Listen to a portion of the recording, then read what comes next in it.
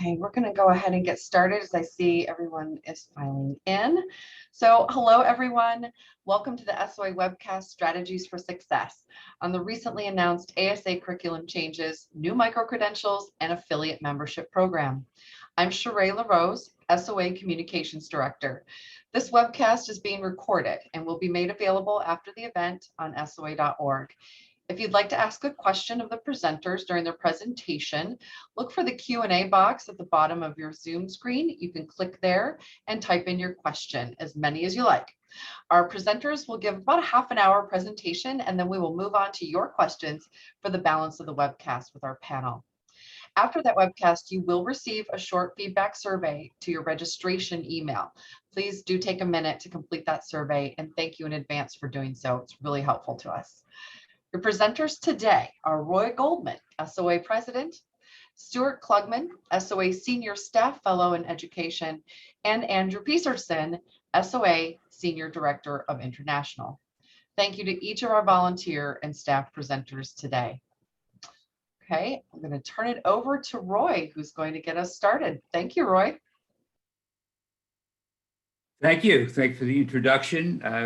Good evening, or I guess it's good afternoon. Maybe it's even good morning for some of you. I'm really excited today to participate in talking about these three new initiatives that we're going to talk about today regarding changes in the ASA pathway, some credentials for you get along the way becoming an ASA, and new types of affiliate memberships. So I'm very excited about them, but I wanted to first kick off this session to talk about what was the genesis. Why are we making these changes? So it goes back about 2 years ago, to 2019, that we began talking to stakeholders, members, candidates, employers, regulators, faculty members, all around the world. And we also hired McKinsey, a non-actuarial firm, to give us some straight scoop on the view of the actuarial profession and the SOA in the future. And we deduced that there's 5 trends, and some of you may have heard me talk about this before, but I think it bears repeating. And the first trend is the rise in data science. I mean, data scientists are becoming competitors for actuaries. Many companies are hiring more data scientists than actuaries, and certainly those with advanced degrees are getting paid at higher salaries. What's the attraction?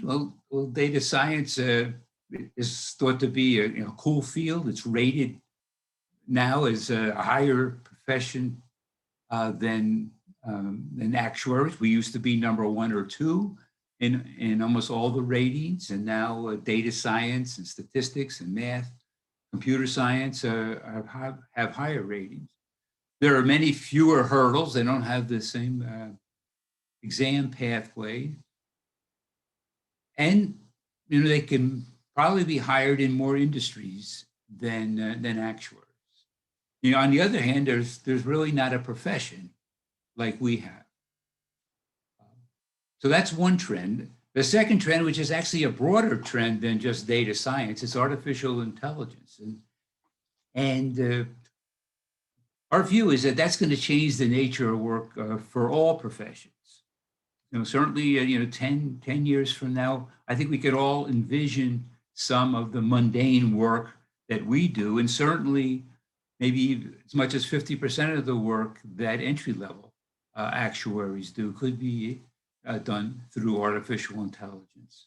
But that leaves plenty of room for actuaries, because artificial intelligence creates all kinds of correlations, but they still need individuals who understand the industry, who can develop a strategy, develop a new product, look at what the output is, see if it makes sense.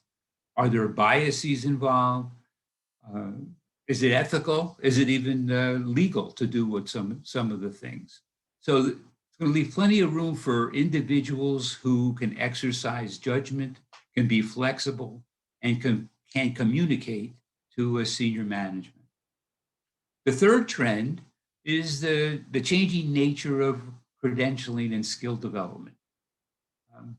Many individuals are taking skills and gaining credentials in much smaller doses, and they're attaining badges, data scientists in particular. And if you look at their resumes, they list all the different badges that they've had. And that, that's something we need to pay attention to. The fifth trend is strengthening candidate and member engagement. I mean, the way all of us, right now, nearly 50% of the actuaries are below age 40, but even those of us in my generation, we interact with the society differently than we did years ago. And certainly employers want to have a different relationship. After all, they're the ones who are paying for the education, paying for us to attend meetings and attend webinars and get professional development. And the fifth trend are the growth patterns that are going to be different outside of the United States and Canada than they are in the rest of the world. And right now, probably 20 to 25% of our candidates are outside of the US and Canada. Right? And those industries are in a different state of development than the industries in the US. And we need to be able to satisfy the needs of all of our 33,000 members. So this has led to a number of initiatives. I think at our last board meeting, we listed 41 already so far this year, which I'm not going to go through all of them, but I'm going to start here at the bottom and talking about the global market. We are continuing to increase our presence globally and working with local organizations to sponsor meetings, to sponsor webinars, to sponsor professional development. And we're actually looking into expanding into office space somewhere in the Near East or the Far East, or the Middle East, because that's membership is growing there. Actuarial research, we have made a concerted effort to produce more research on timely topics that have a public interest. COVID, we have a number of research activities in climate change, in equality, in insurance. These are all hot topics, and we're also working the research areas, working with the educational area to incorporate research more rapidly into our curriculum. Hopefully you've seen announcements from me about our activities in diversity, equity, and inclusion, where we need to redouble our efforts. In particular, we need to make more people aware of the actuarial profession and to give some support, both probably monetarily and in the way we construct the pathway, so that individuals, once they become aware of the profession, can prepare for the exams and make their way through the pathway. And professional development engagement, one major change is the involvement of employers. In fact, we have now an employer group with over 30 employers that are involved in helping us decide on what the content should be for webinars. After all, as I mentioned earlier, it's the employers that are paying for this, and they want to make sure that we're delivering to their employees, what their needs are. They need their actuaries to be much more involved in creating strategy and, frankly, in making decisions. Not just giving options. and probabilities, but helping them to make decisions. And then the fifth area, which we're going to talk about tonight, is in education. Of course, we have already announced, and you can go to the next slide, please, because we previously announced the changes that we're making in making use of universities, where in the select universities, individuals will be able to earn credit for exams. But tonight you're going to hear about three things that are going to answer some of the, or be a response to some of the trends that I've already mentioned. And looking at how we can modularize our education into different chunks that individuals can take it actually in different order, but also come away with some kind of, with a credential. We're also going to emphasize what I said was important for, because of artificial intelligence, is be able to working with open-ended questions where there's not necessarily, a unique answer, unlike say our traditional multiple choice exams. So we want individuals who can be flexible enough, can work with data and make a make a suggestion and be able to back that up enough for senior management to act on. And you'll hear about that as we're focusing the changing the skills. And then finally, reaching down even to the high school level to increase awareness of the profession. Among high school students, college students, and people who work with these students to help them prepare for an actuarial career or some other STEM career. And we should have maybe done this many years ago, develop a relationship with these students, but that's going to increase the awareness of the profession. And you'll hear more about that, from Andy Peterson. So for right now, I want to turn the program over to Stu Klugman, who's going to go through the details of the changes in the ASA pathway. All right, thanks a lot, Roy, and welcome to everyone who's listening this evening or morning or afternoon, wherever you are. So I want to talk about the changes we've made to the requirements to become an ASA. And the first thing I'd like us to look at is a graph that's also been posted on our website as part of the information we've provided about these changes. Excuse me just a moment.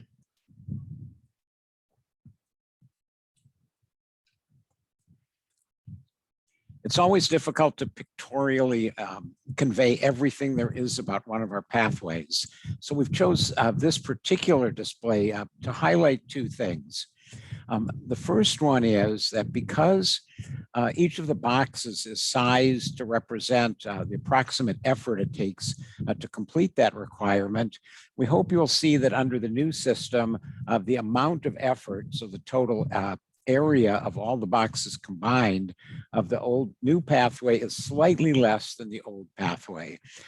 Later on, I'll point out some specific places where it's become slightly less, but this is to emphasize that a board directive in creating the new pathway was for sure to make it no longer, and if possible, find places where we could make it a bit shorter.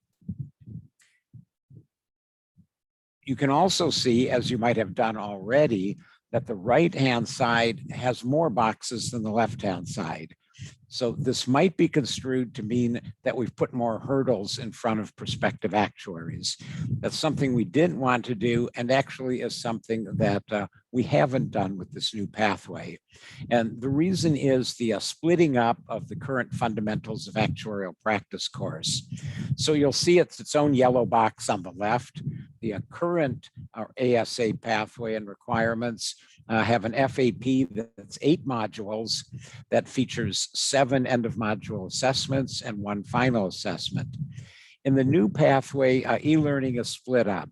So the Fundamentals of Actuarial Practice box on top is smaller because it now has only 5 modules with 4 assessments and 1 final assessment. The other parts of e-learning are over on the right, and they are new modules that are associated with our micro-credentials. So 2 modules over there, each with an end of module assessment. So again, the yellow boxes used to be 8 modules, now they are 7. So it actually is a slight reduction, although we do expect candidates to go through these modules at different times. And I hope to explain why that is our hope and why that's what we would expect candidates to do as you see more detail about the pathway. You'll notice some other changes in there. One of the big ones is that on the left, you'll see the investment and financial markets exam. That doesn't appear on the right, but you will see a new analytics exam called Advanced Topics of Predictive Analytics. And you also see a replacement for long-term actuarial mathematics and short-term actuarial mathematics. So with that introduction and overview, let's go to the next slide and look at the detail in a slightly different way. So this one, again, reminds us on the left of some of the key changes with an exam removed and an exam added. As Roy mentioned, we want to have more emphasis on analytics, and the new exam does that. The split of the current LTAM and STAM into these new components that I'll discuss in detail later was partly done to facilitate the introduction of those 3 micro-credentials, but it was also done to help actuaries start to focus on the type of actuary they want to be as they go through the pathway. And as mentioned, travel time will not be increased. So again, the key changes, IFM replaced by ATPA, the predictive analytics, LTAM, STAM split into new exams, introduction of micro-credentials. And again, not an increase, and actually a slight decrease in travel time as well. So let's move ahead and look at more detail about what we're doing with some of the exams. Exams P and FM are mostly unchanged. In each, we're going to remove a few topics that we've determined aren't needed anymore. We've looked ahead to say, well, do they show up on later exams? And if the answer is no, it doesn't seem to be appropriate to test them at this stage. It's a fairly small number of changes, and it's small enough in particular that we will be able to continue to offer instant results for both of these exams, enable candidates to learn how they did, and then know if they need to sign up for it again 2 months later. That does create one complication. As you may know, the ability to offer instant results comes from the fact that we have large item banks for each exam, and exams the candidates take are randomly selected from those item banks. In order to facilitate the slight changes we're making, the exam committees will have to go through all those questions and make sure they retain only the ones that are relevant to the revised syllabus and make appropriate adjustments throughout, including adjustments to the algorithm that selects the questions. So those committees are already at work on that. They're developing a project plan with Prometric, who are our partner in accomplishing this. And so we don't know yet the date at which these new exams will take place. One thing we do know is that we will continue to publish syllabi for PNFM 6 months ahead of time. So that means as of today, the PNFM exams through December are already locked in and will definitely be the current versions. Now, as to when that'll switch over, that tells you it will be sometime next year, but as of today, we don't know when. We hope sometime over the next couple of months, we'll be able to pin down a date for the changeover. So let's go to the next slide and talk about a couple of other exams. I'd mentioned that we've made a change to how we are treating long-term and short-term actuarial mathematics. Instead of 2 completely separate exams on separate topics, we're going to start candidates out with FAM, the Fundamentals of Actuarial Mathematics. This course will involve the basic topics for both the current LTAM and STAM exams. And they'll have an even split in the multiple choice questions on this exam between the 2 areas. This will allow candidates to quickly get exposure at a good level to both areas of practice And then they will choose an advanced version of long-term or an advanced version of short-term to complete their actuarial mathematics requirement. So this exams will have the remaining topics from the current LTAM and STAM, plus a few new ones that are being developed. So again, candidates will have a choice as to which one of these will suit their preferences as to the direction their actuarial career might go. I want to make 2 points about these. One is, we're sometimes asked, well, could I take both if I really wanted to? And of course, you can, and that's been a thing that the SOA has always made available to anyone who would like. If you're a fellow and want to go back and actually take an exam that's on the current syllabus, you can. The only restriction we have is you cannot retake an exam that you've already passed. I'm not sure why anyone would want to do that, but it's the one thing we don't allow. But if you'd really like to do both of them, you're welcome to do that. Another related question is, what if I take the long-term exam, advanced long-term exam, and then decide to, say, go into health insurance, which is essentially a short-term area that would maybe be better served with the advanced short-term exam. You won't have to go back and take the advanced short-term exam to pursue that fellowship track.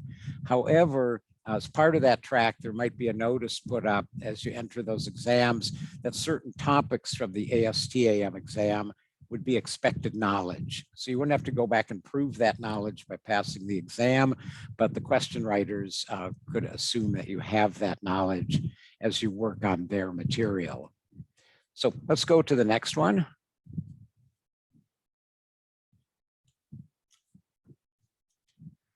All right, so transition rules. For 4 of our current exams, it's pretty straightforward. The small changes to P and FM mean if you have credit for the current version, you will have full credit for the new version. We're contemplating no specific changes to the SRM and PA exams. Now, those exams could slightly change anyway, because we're always reviewing all of our exams for updating. Sometimes it's small updates.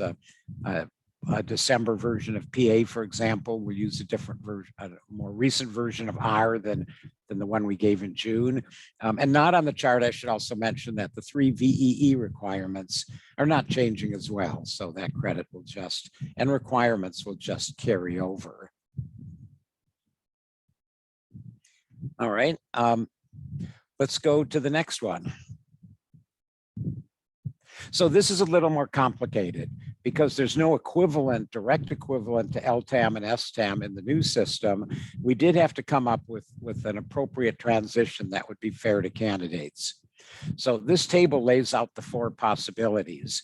If on the transition date at the end of 2020 or in mid-2022, you'd have neither LTAM nor STAM, you clearly get no transition credit, and you're held completely to the new requirement of FAM plus a choice of one of the advanced versions. If you enter the transition having passed LTAM, but not STAM, you will get credit for LTAM, the advanced version, and the life version, or we're calling it the L version of FAM. So that half of the exam that focuses on long-term questions. To complete your ASA, you would then have to pass the S component of FAM. So what that means is through June 2024, which is 6 administrations, the FAM exam will offer split versions. And so those who need only the S version can sign up, take, and pass the S version. Those who need only the L version can work on that one. Now, if you're in that top row where you don't have either exam and therefore must do the entire FAM, during that 2-year period, you will be required to take the full exam and will pass or fail the exam in full. Of course, if you have both LTAM and STAM, you're all set. You have credit for all the actuarial mathematics requirements in the new system, and you'll have nothing further to do. Okay, I believe I have one more transition chart to talk about. Now, this one's a little different, and we have to be very careful how this is explained. The requirements for ASA are that you have to pass either IFM or ATPA, the new Advanced Topics in Predictive Analytics exam. IFM does not give transition credit for ATPA. So you can't claim that you have ATPA credit. And of course, because the exams are on very different topics, there'd be no evidence that you'd acquired those skills through our examinations. But you just need one or the other to get your ASA. So if you don't have IFM, obviously you don't have credit for anything. But as long as IFM continues to be available, which will be through November of 2022, you can choose to pass it to meet your ASA requirements, or you can take and pass the ATPA exam, which will open in January of 2022. So there'll be a one-year period where both exams are available and candidates can choose which one they want to take. And let's move on a little further. Okay, I mentioned at the beginning when looking at the diagram that we're taking more or less 3 of the FAP modules and moving them earlier in the pathway. So we're creating 2 new e-learning modules. So they won't just be the same ones to be taken earlier, but there'll be some key differences in their construction as well. So the first one of them will have P and FM as a prerequisite. It will build on that knowledge, but that knowledge only. It'll be an opportunity for candidates who do that to learn more about the actuarial profession, about what actuaries do, and about their responsibilities as a professional. We are also going to modify the current modules, which already do some of this, but to do much more development of EQ and AQ skills. Roy mentioned the importance that employers are placing on these skills. That is the emotional quotient, the ability to kind of read the room, understand your audience, communicate effectively so that you're not only being persuasive, say to yourself that you've convinced yourself that you're right, but you can convince the other people in the room that you have some good ideas to share with them, and you can do it in a way that they will appreciate and will make sense to them. AQ, adaptability quotient, is the ability to deal with ambiguity, to thrive when you don't have all the information that you need to do what you have to do, but find a creative solution anyway that gets the job done. One of the things that we don't do a good job of, maybe necessary in other respects, but we don't do a good job of early in our exams is the fact that we focus on multiple choice math tests.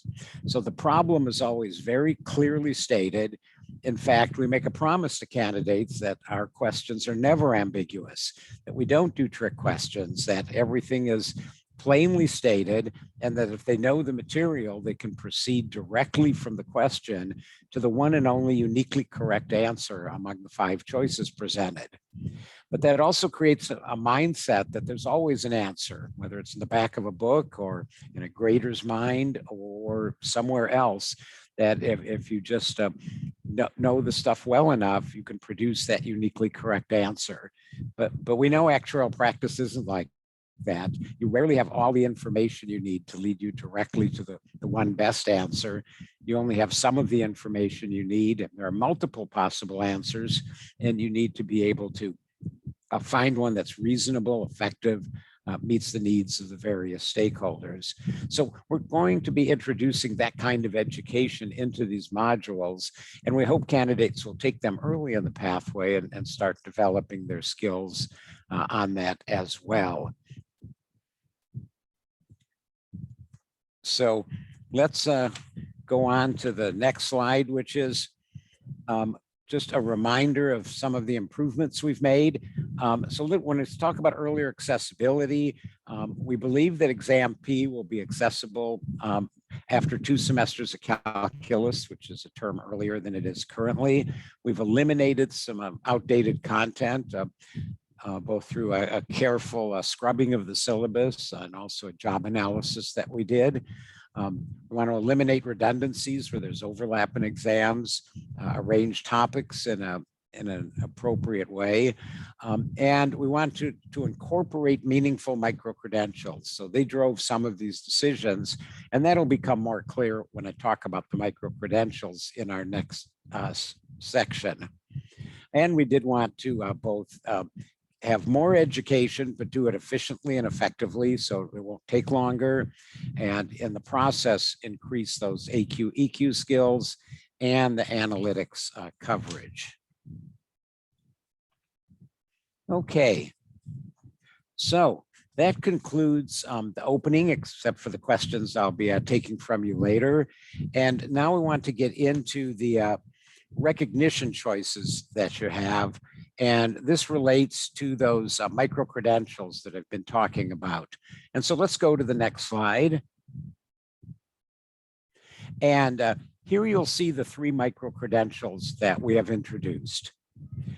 The idea behind a micro-credential in general is that it represents a milepost, a significant body of learning, but also coherent body of learning. A person should be able to say, because I have micro-credential, fill in the blank, I am able to, or I can, or I know, and it represents a coherent set of learning objectives. So the first one we call pre-actuarial foundations. You can see on the screen, it's 2 of the VEEs, accounting and finance plus economics, and the FM and P exams on financial mathematics and probability. And then there's the first of those new modules that I've talked about, the pre-actuarial foundations module. So what do these have in common? What does a person who has acquired this micro-credential accomplish? What do they know? Well, they know everything you need to know to learn how to be an actuary without having actually learned much about what actuaries do. So that's why it's called foundation, pre-actuarial foundations. It's that body of knowledge that you need to know to learn how to solve an actuarial problem. And so you're ready. So a person with this micro-credential has done the basics. They've got the background it takes to start learning how to solve actuarial problems. So it could be presented to an actuarial employer to say, I'm ready. Might be presented to a non-actuarial employer to say, I have this body of knowledge from a respected organization that has high standards, and from what you might know of the actuarial profession to get through these requirements, I've had to have demonstrated some serious ability on these topics. So it's as noted, it's a badge, a way to demonstrate that you know something. And once you've done that, you can go on and get the second one, which we call Actuarial Science Foundations. And this is where you add the ability to solve actuarial problems. So it adds on the Math Stat VEE, the Statistics for Risk Modeling exam, and the Fundamentals of Actuarial Mathematics exam. And so now you're starting to learn how to solve an actuarial problem. A person who's completed this micro-credential is essentially qualified to be what's sometimes called an actuarial technician or a para-actuary, or work as an actuarial support member of an actuarial support staff, to work alongside actuaries, helping them solve their problems and do their work, but not being actuaries. So they won't be qualified to practice as actuaries, but be able to work in an actuarial department and make a solid contribution to the efforts there. And we know that a lot of companies employ people in these roles, and this gives them the opportunity to validate their knowledge if they're so inclined, or if their employer encourages it, and to sort of be part of the Society of Actuaries as well. And it would also mean if they're changing jobs, that a resume builder that would indicate that they have these particular skills of an actuarial technician. The third one's a bit different.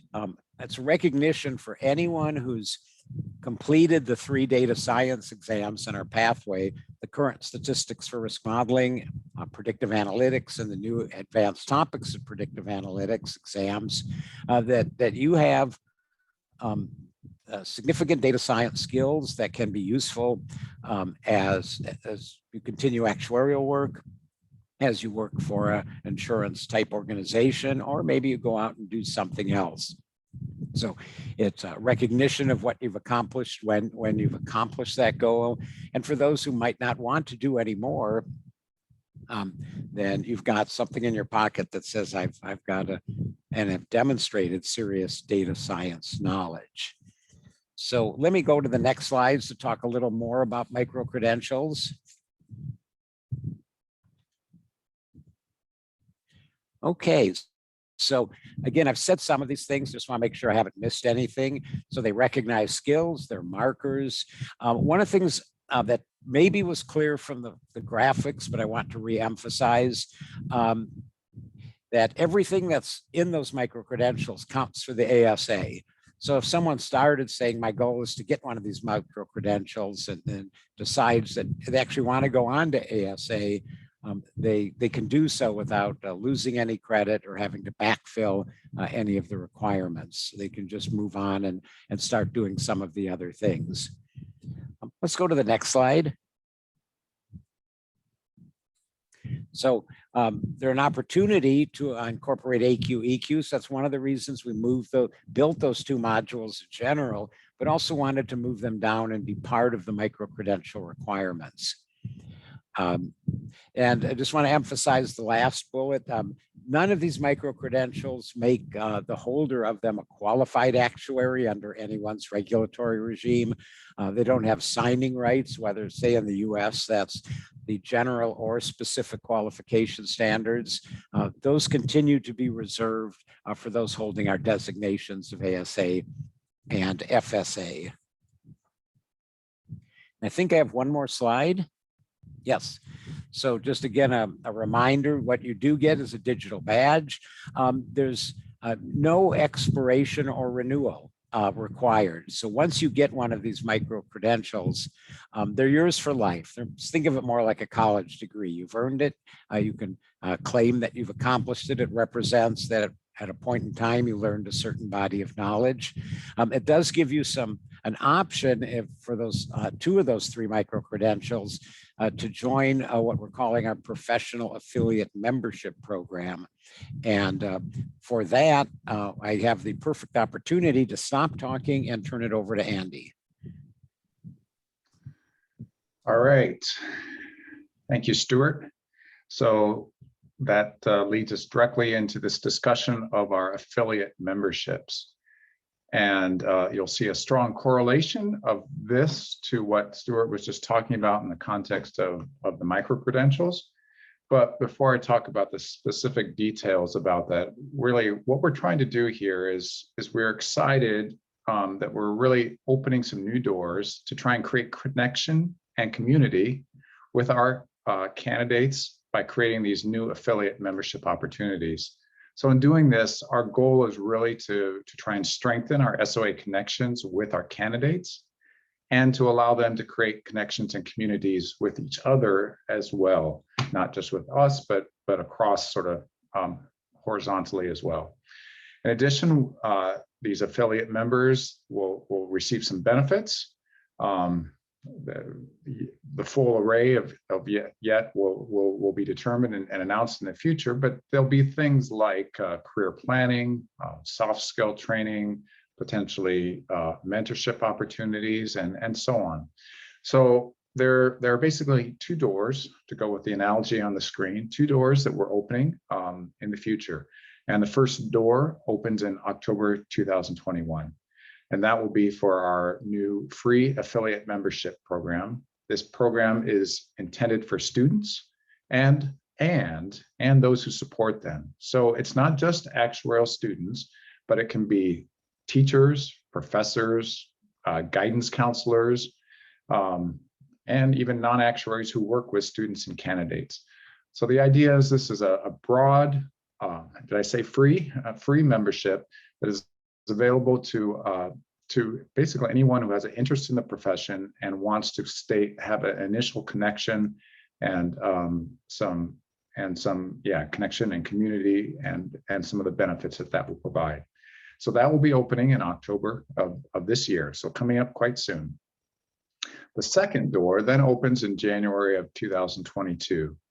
And that is really an additional professional tier affiliate membership, which is going to be designed for and offered to candidates on their pathway to ASA.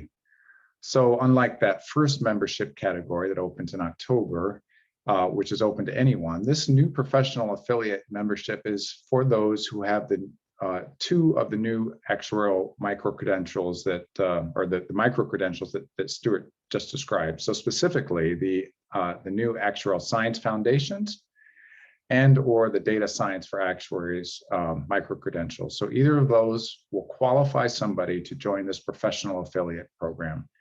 And there will be, unlike the initial one, this one, there will be a membership fee associated with it, but a modest one relative to the ASA or FSA dues. And the benefits of doing this, of folks aligning with the SOA through these professional affiliate memberships, is that candidates will be able to join most of our volunteer committees, and they'll have access to long-term career and leadership development opportunities, again, peer-based community building, and tailored opportunities based on their unique backgrounds.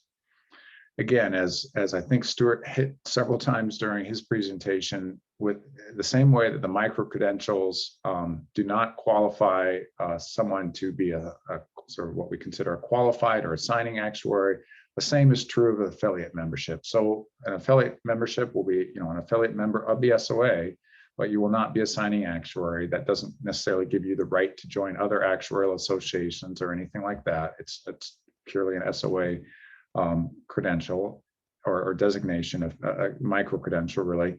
And our associate and fellowship designations are the levels, again, that will continue to be designated as actuarial, meeting those requirements for signing and so on. So that's an introduction to the affiliate memberships. We'll have more details coming on those in the future. And there is a link there if you want to sign up for more information. But of course, for those of you who are members, you will be getting regular updates as we make more information available. So with that, I'm going to turn back over to Sheree, and I think we're probably ready for questions. Yes, so if Stuart and Roy can start to join us, I just want to remind everyone, thank you for sending in your questions. Some of them we've been able to answer, directly, and others we're going to be queuing up here very shortly. But we do have FAQs on these curriculum changes. They're available on SOA.org. If you go to the Education and Exams tab and click on the ASA pathway. The same thing goes for all the transition roles, including timing. Lots of questions on timing, when things are going to be available. You can find a lot of that information there. And always, you can send your questions and feedback to membercoms@SOA.org. So let's go ahead and get into your questions. So at first, I'd love to talk a little bit about what the EQ and AQ modules are going to look like. So, one of the questions, like, how are those going to be measured? Are they multiple choice questions, written response? What is that going to look like? So we're building the modules as we speak. But the structure will be very similar to current FAP modules. So you'll work through the e-learning experience as you do with FAP modules right now. At the end of each of those, there will be a end of module assessment. So not multiple choice, a take-home project. The difference will be many of the aspects of it will be designed to bring out those AQ and EQ skills in the candidates who are attempting it. So again, more of a focus on explanation of what you're doing and understanding your audience and being given more open-ended problems that don't necessarily have a unique answer to them.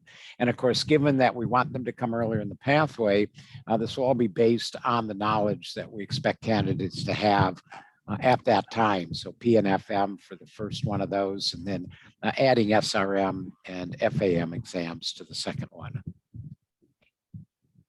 Thank you.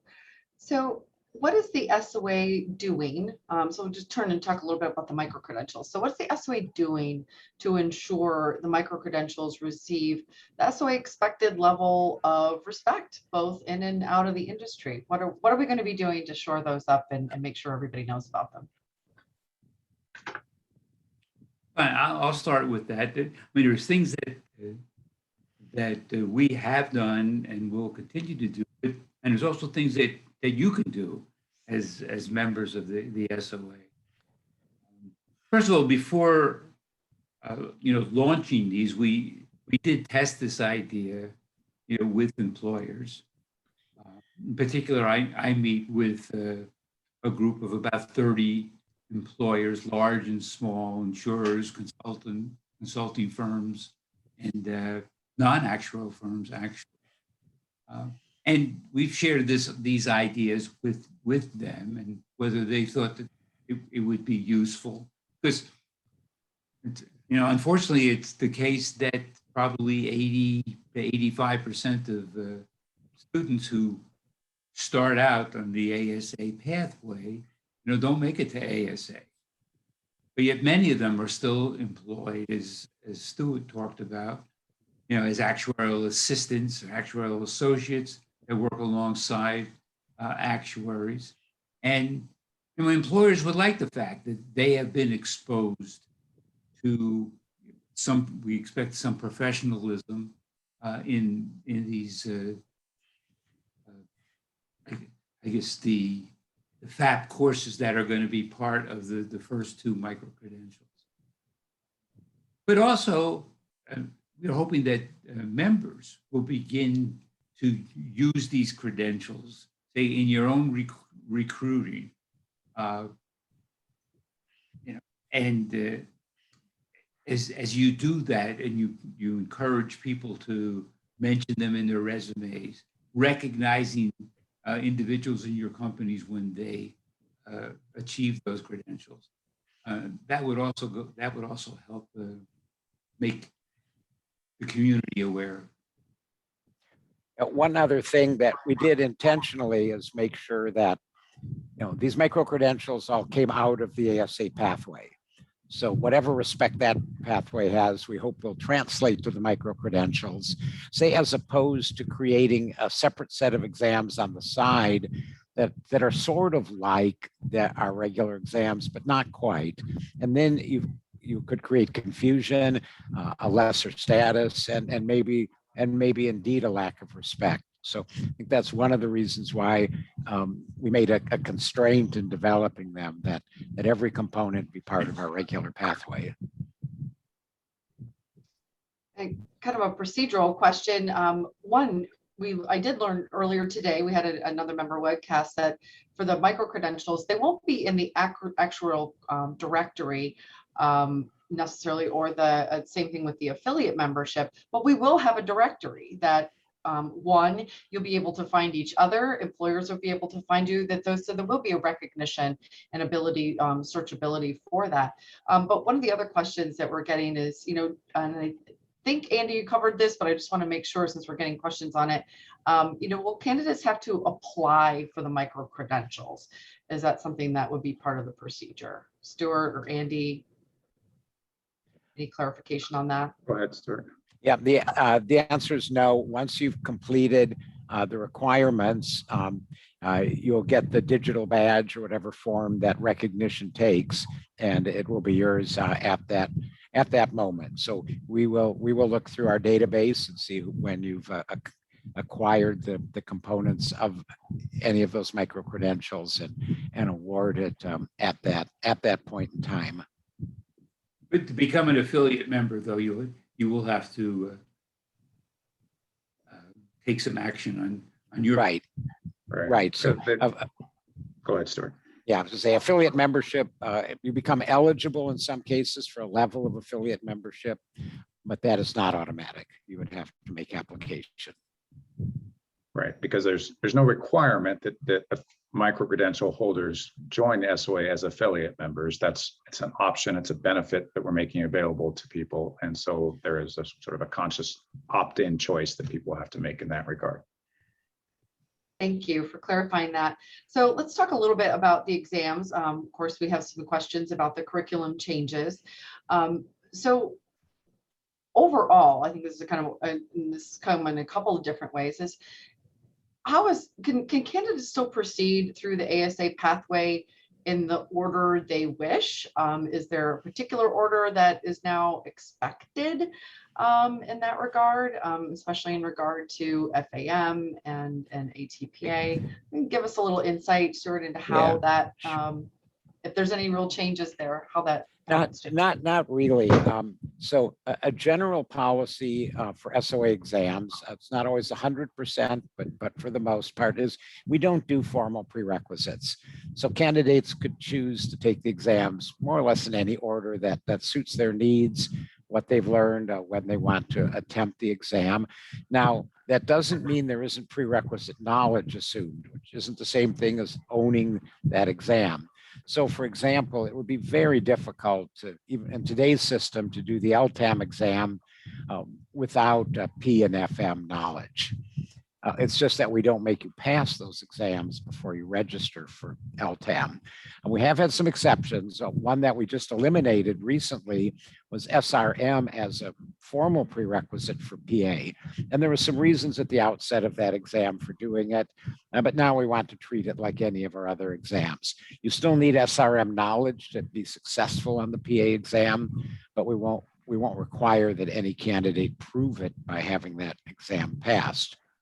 Now, that being said, I did point out that because we want those modules to build on the specific elements of those micro-credentials, the two new modules will have in the first one PNFM as a prerequisite, and for the second one PFM, SRM, and FAM as formal prerequisites to do those modules.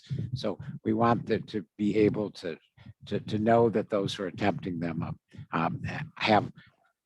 have demonstrated the knowledge at that level. But other than that, it's like it's always been. You pick your path on what makes sense. Maybe you're at a school where certain courses have become available to you and you take them and it's time to write the exam. Maybe just your personal preference as to what you feel you have more time to study for. But again, we always publish the informal prerequisites. So if you look up the new ATPA exam, when that syllabus is published, it will tell you that we assume you know the material in SRM and PA. And so again, that imposes a logical order, but it's not a formal requirement. Somebody who's very strong in data science might actually take the, qualify for the data science for actuaries credential, take those, and then learn something about insurance and actuarial work. And right. Well, I can't believe this, but I have a question about, can candidates take both ALTAM and ASTAM? Of course. You don't need to. Remember, under the new system, the requirement is one of ASTAM or advanced LTAM. But if you want to take both, we'll sign you up and give you a grade. And so that's, as mentioned, that's something that's always been available to our candidates and members at any time. The only thing is if you already have credit for it, then the answer is no. And along those lines, for FSAs who, especially with ATPA, they're asking, can we take that as well? Can we come back and take that exam? Yeah, again, absolutely. And of course, as predictive analytics, we do already have the certificate in predictive analytics. I expect that within the next 3 years, there's going to be many more different kinds of certificates that individuals that are already ASAs or FSAs can take, say for example, in environmental risk, or maybe banking, or something like that, where individuals can gain additional education and maybe new education as they're rotated in a different position or seek a different job. To take a little bit of a slight tangent here, but Roy, I don't know if you want to talk a little bit about, there's a data ethics certificate that's going to be rolled out in October that'll be available to our members. So any insight into that? Give people a little bit of a sneak peek. Well, what's key about that, Sheree, is that the name of it is called the ethical and responsible use of data. And that's one of the things that we want actuaries to be distinguished from those who just call themselves data scientists, that we understand, well, we know how to look for biases in models and be prepared to make adjustments for that. And that's what we mean when sort of the ethical use. Sometimes you build a model or you build a product, and it may have consequences that hadn't been thought of. The correlation said, oh, this is the right thing to do, but you need to look beyond that. And so in each of those courses that we'll be offering, in particular the advanced topics in predictive analytics, that will be a theme. But individuals who are already credentialed and want to learn more about that, they'll have this certificate that I think we're going to offer in the fall. Thank you. And again, if anybody's looking for more information on that, we do keep up to date on our long-term growth strategy landing page. If you go to About Us and click on long-term growth strategy and look under the different pillars, we have what's happening now. So we'll constantly keep you updated on a lot of these new, forthcoming programs and certificates and projects that are all related to this. So another tip on where you can find some information, and of course always listen to open up your emails from us. We keep you up to date there as well. So a very specific question about a transition deadline for an FSA candidate who didn't take the PA exam. Will they be affected by this curriculum change for ASA? Is there anything there that they need to be aware of? So the short answer is no, but there's more to say on that. You may recall that in 2018, when we made a transition and introduced the PA exam, the way that was done was if you got your ASA before the deadline, you could get it without the PA exam.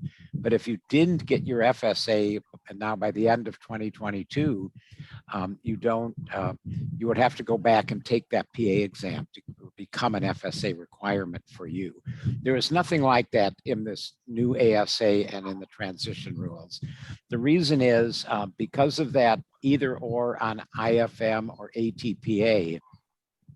If you have IFM credit, which you would have if you're an ASA or FSA, or an ASA now, you will never need to go back and get ATPA. You might want to, and then you would need to if one of your goals is to get the data science for actuaries micro-credential. So again, that's why the IFM is not giving transition credit. So you can't say, because I have IFM, I now have ATPA, and therefore I should get the data science for actuaries micro-credential. It won't work that way. With your IFM, you'll fulfill the requirements to get your ASA, but you would not have fulfilled your requirements to get that micro-credential. The same applies with the modules. There's no transition from the current FAP modules to those two new modules associated with the micro-credentials. So if you want to get either of those two micro-credentials, you would, regardless of when or how you pass the other components, there's no transition into those new modules. So you would have to take and pass them starting next year. I have a couple more questions. I think that, Stuart, they are for you. So you might want to take a sip of water. I got a couple more for you. We're coming up on the 8 o'clock hour, at least the 8 o'clock hour for me. I realize we've got lots of people joining from all over the world, but we've got another 15 minutes. So we'll start to wrap up questions here. So do get them in if you have them. So Stuart, glad you had a chance to take a sip. So if you have the IFM credit, if you passed IFM, would that person be able to attain the data science for actuaries micro-credential, or does it require ATPA specifically? It does indeed. You must. So there's no transition credit. You could think of it as you don't have an ATPA requirement for your associateship, but if you want that micro-credential, you want to demonstrate demonstrate your data science chops, then you've got to do ATPA. Okay, and if a candidate is asking if they've taken the modules under the old system, or let's say the current system, and they don't currently have their ASA, do they need to take the 2 new modules to be eligible for the new professional affiliate membership in one of the micro-credentials? Yep, that's relates to what I talked about a few moments ago, the current FAP modules. So if you've completed FAP as currently exists and will exist going forward, we're going to keep the current FAP available till the end of 2024, but that's for candidates whose main goal is to get the ASA and they just want to get through it. They may have already started and they want enough time to complete it. But if your goal is the micro-credentials, you must do the associated module, particularly those 2 that have a module associated with them.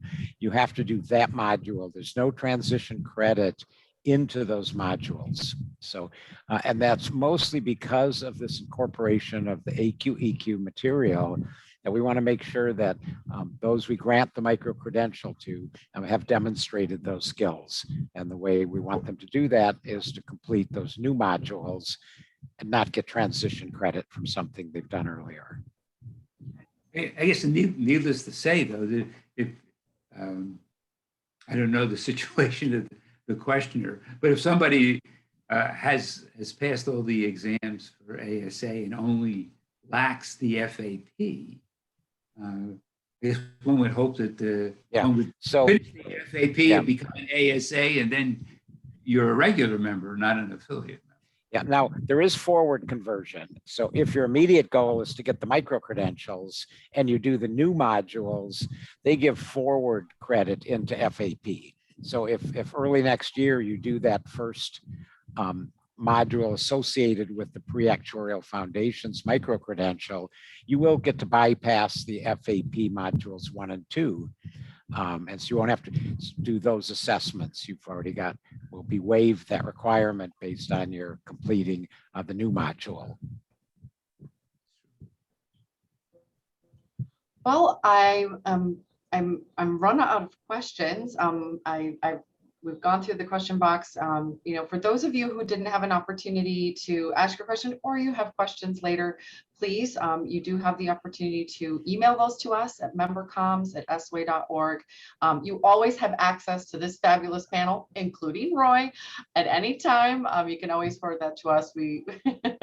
And we can always, you know, get your questions, you know, to any one of our experts on the panel, and of course, many others that we have on the team at SOA. So thank you, Roy. Thank you, Stuart, and thank you, Andy. Really, really appreciate you being here this evening, and wherever everyone is around the world tonight.